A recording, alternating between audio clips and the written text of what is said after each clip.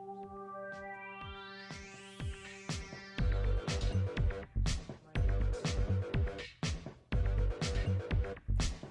thank you for joining us for Lakefront News. I'm Erica Guevara. And I'm Santiago Reyes.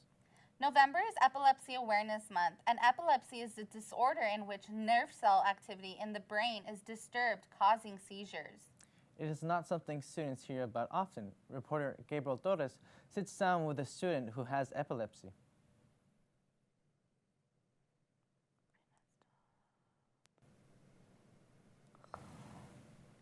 What do you know about epilepsy? According to the Epilepsy Foundation, 1 in 26 people are diagnosed with epilepsy.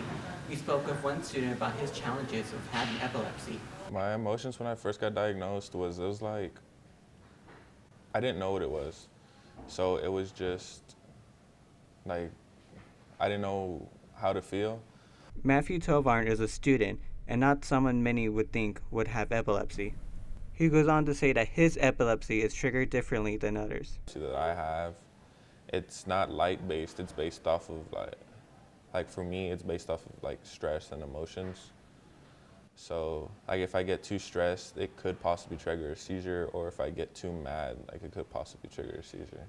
Tovarn expresses how he feels after having epilepsy for 12 years. Other than when I take the medicine, I kind of forget that I have it. I mean, I've lived 12 years with it, and it's just, I know it's there, I know I have to take medicine for it, but other than that, I've lived my life. Despite having epilepsy for 12 years, Tawar still has a lingering fear when he enters the hallways. In the back of my head, and so like I watch the things that I do, I'm like, no, I'm just gonna stay here because I'm scared that, oh, I'm stressed, and I walk out in the middle and I'm gonna have a seizure, and everybody's gonna point and laugh. Tovarn has this message to share about his epilepsy.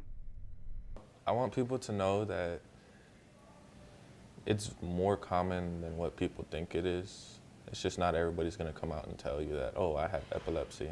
On campus, one student does want to speak about her epilepsy. Betsy Monteriquez was unable to reach with us for a sit-down interview, but she does give us a quote for her life. She says, thanks to some quite strong medication, surrounding myself with such caring and supportive people, and slight changes to her lifestyle, she has been seizure-free for over 1 year. This has been Gabriel Torres reporting for Lakefront News.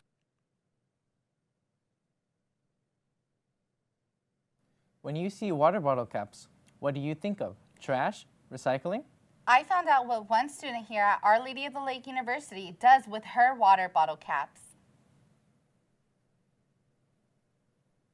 One student at Our Lady of the Lake is helping children miles away, and it's not costing her a dime, only a cap. Basically, I started asking people when I saw them drinking water bottles or anything that had a cap on it, like, oh, like, can I have the cap? Don't throw it away. It may have been seen as an odd request to many students at Our Lady of the Lake, but junior Crystal Venegas didn't just like collecting bottle caps. She felt the need to. Something so simple like a bottle cap can save somebody's life. So if you guys see me around campus, like, please help me out. Word got out about her mission. I used to be a resident assistant, so one day I was drinking the water, and then I was about to throw the water away, and then my supervisor told me that just save the plastic bottle cap because there was a student that was collecting them. So people just started asking me like, oh, like, are you saving them? And they just ended up started like saving them for me. Venegas has been collecting bottle caps for a while now.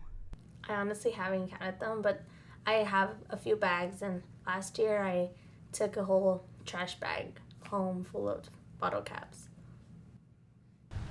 What started off as something so small has turned into something bigger for Venegas, a way to pay for chemotherapy for those in need in Mexico.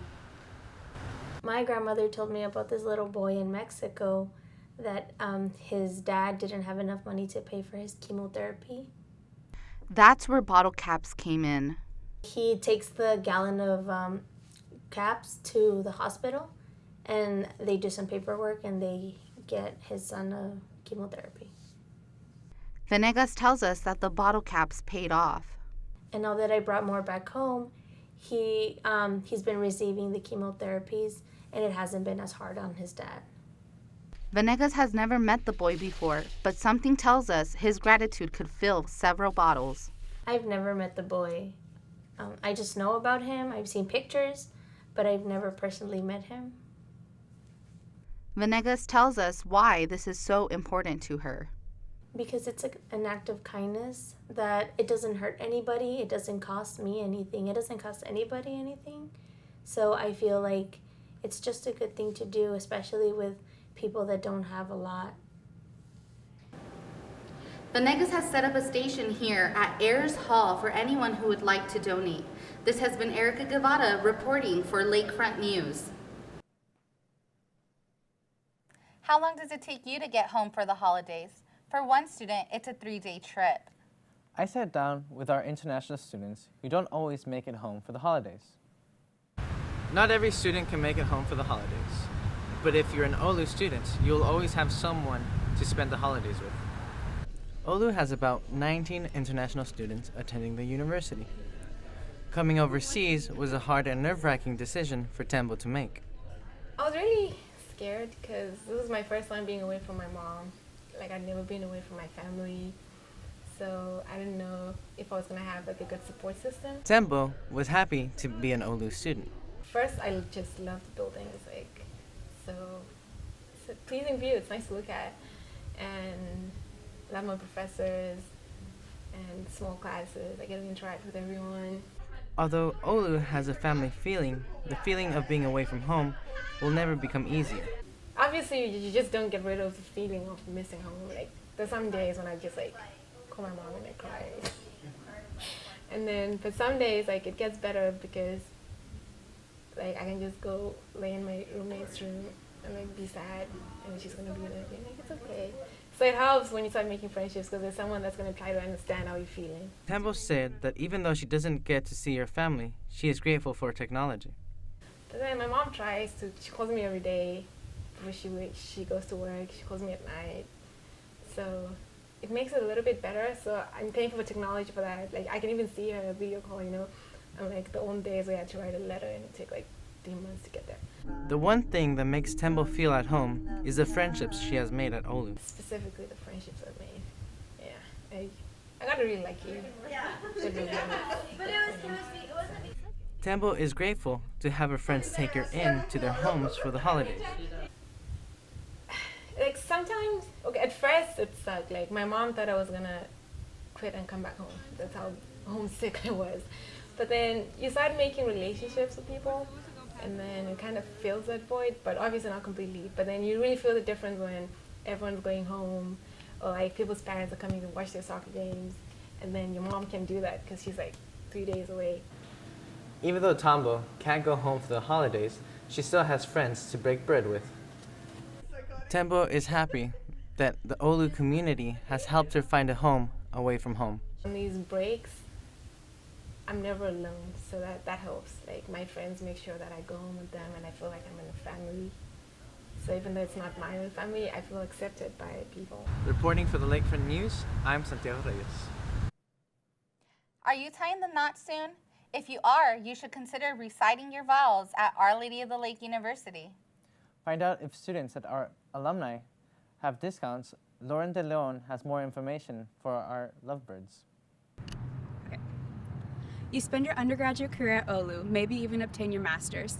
But have you ever considered getting married? We spoke to bride-to-be Vanessa Perez about her ideal wedding venue. So I think what attracts me most to the chapel is just the detail that it is with decorating and the architecture and the glass windows.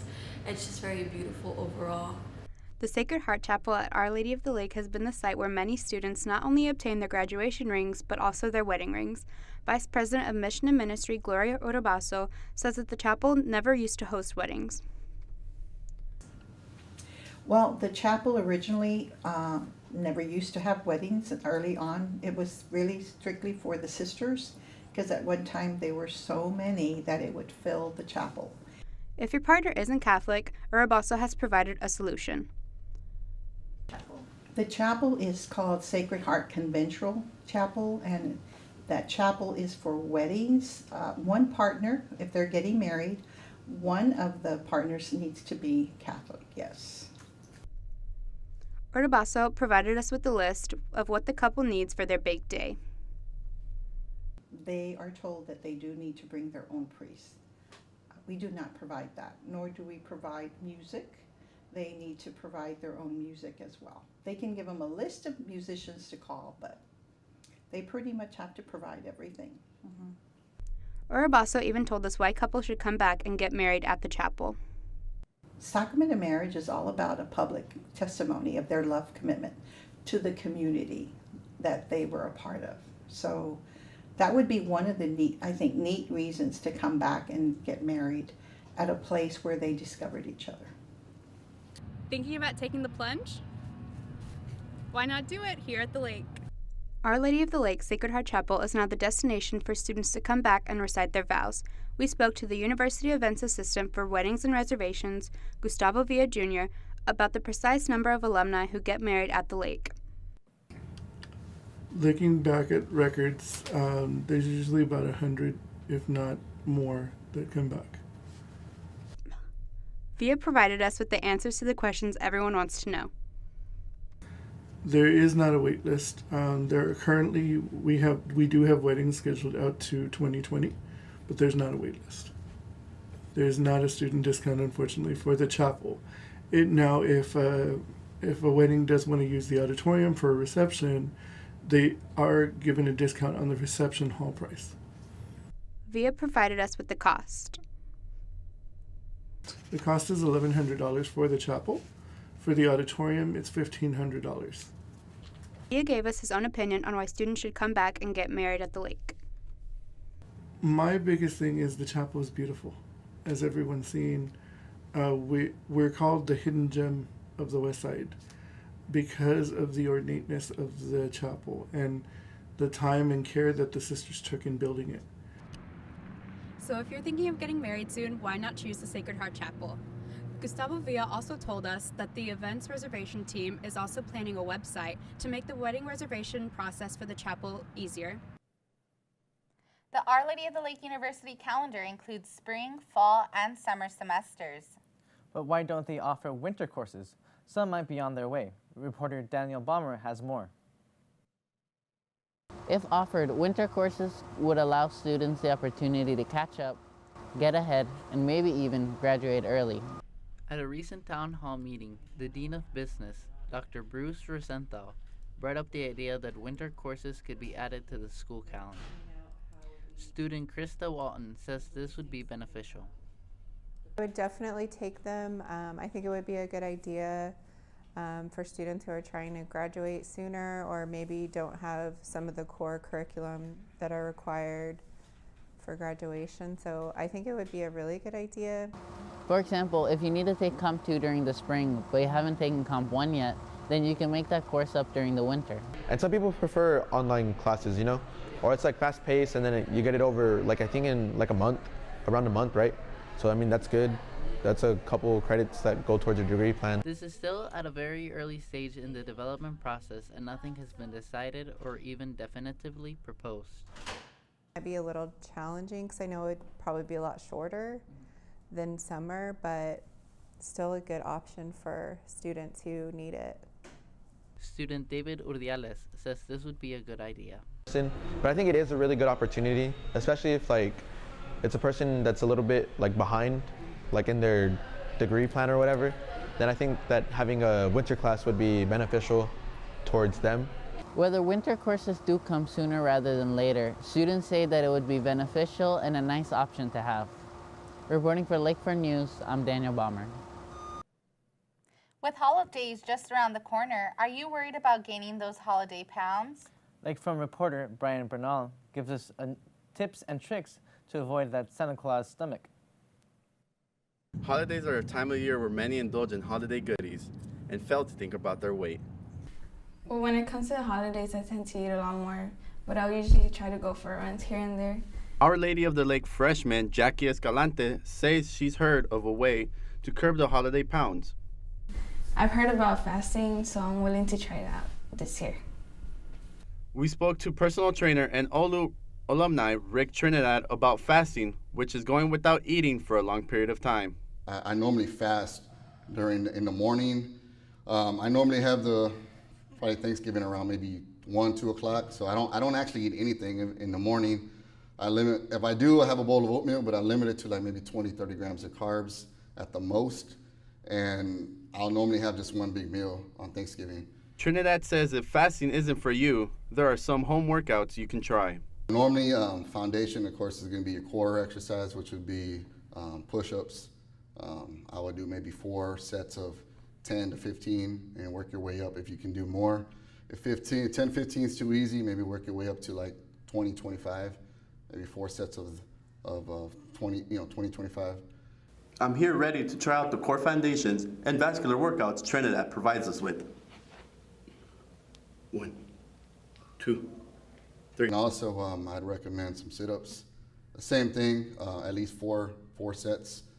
If you're a beginner, 10, 15 reps, work your way up to 20, 25 reps. Trinidad says if you can't find the time in your busy holiday schedule to hit the gym, you could find a creative way to stay active. Good cardiovascular exercise would be maybe just some sprints.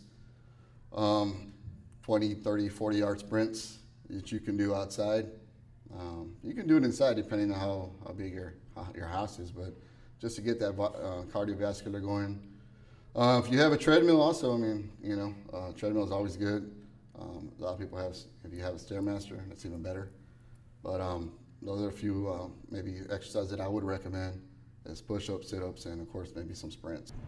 If you follow this advice, you'll have a fit holiday. Reporting for Lakefront News, I am Brian Bernal. Our Lady of the Lake was named one of the safest campuses by niche.com in 2017. But if you are ever the victim of a sexual misconduct, there are steps you can take. Lakefront reporter Karina Martinez reports on what you can do to better protect yourself. Our Lady of the Lake University believes it has a responsibility to address sexual misconduct and have created a Title IX team to help victims. Any student, faculty, or staff member who believes they have been the victim of sexual misconduct, including rape, harassment, and stalking, can report the incident to Title IX. We spoke to Junior Abigail Mendoza, who is one of many students who isn't familiar with Title IX. I think it's awesome that they're doing that here, like at campus, like for students or like even faculty. So if I were to ever like run into somebody that told me that they had gone through a situation like that, I would let them know now about that. We offer that here at campus.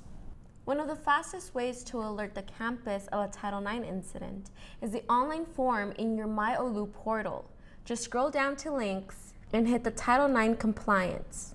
The Lake has appointed Title IX deputy coordinators who are the main contact to individuals. Police officers can also connect you to a Title IX team member. Senior Lauren Primacio tells us her opinion on Title IX. Anything that happens on campus, not only students, but also faculty and staff are able to go to someone and resolve the issue, which is even anonymously at that, so which is astounding. Like, that is amazing for our campus. If you or anyone you know is experiencing any form of sexual misconduct, please report to a trusted member of the Olu community. With Lakefront News, I'm Karina Martinez. Up next, stay tuned for sport news after the break.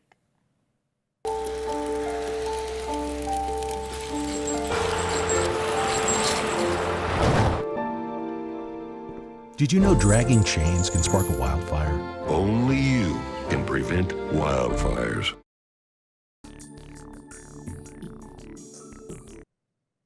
Welcome back, and now for sports news. The women's cross-country team finished as runner-up in the RRAC Championship.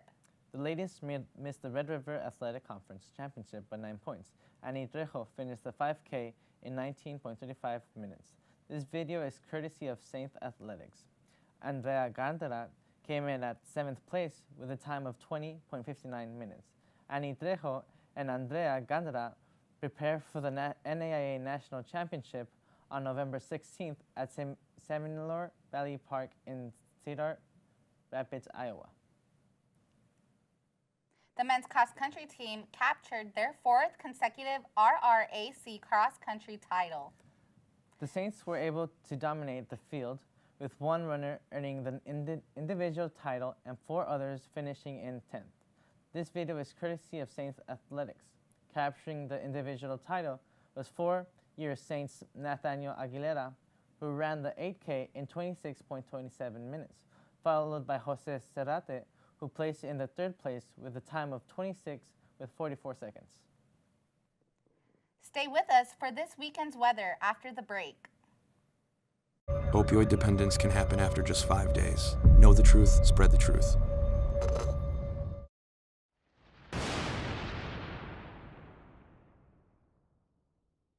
Welcome back. Here's our weather. Saturday and Sunday will have weather in the 60s with cold temperatures. Stay tuned for the Sister of the Week.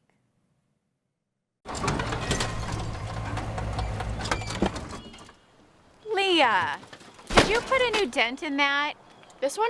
No. Were you texting and driving again? Yes. Hi, Leah. Hi, Dad. Sorry about your bumper.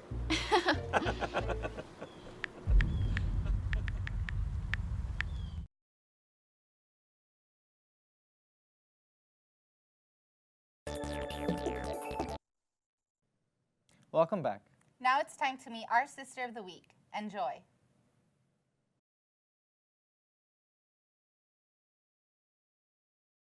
Providence is there, whether we experience it fully or less fully at times in our lives. But trust that God is going to be there for you. There is a call, and that there is something that God has for each person, and it's so distinctive. But I think we have to be patient and let whatever that is evolve. I grew up in central Louisiana, and my teachers were from a community in Lafayette. They did not have a high school, so the only high school in town was the girls' high school where the Sisters of Divine Providence taught. And so that was my first contact with the sisters, and somehow, how does one experience a call? It happens. I remember thinking, you know, God, I don't really want to do this, but what I absolutely do want is whatever you want, but you'll have to let me know. So I really prayed and spent time with the sisters. I started out teaching in high school for 5 years before I came here to teach at the university. So I enjoyed that very much. I had a 6-year period where I was on the general council earlier in my life, and I had 6 years in which I worked with the young women coming into the congregation. So I was novice director. So what's the highlight, I guess, is not a specific instance, but the great privilege of being a member of this community and being able to serve the folks around us. I love Our Lady of the Lake. I love its mission. It's been very important to me for many, many years.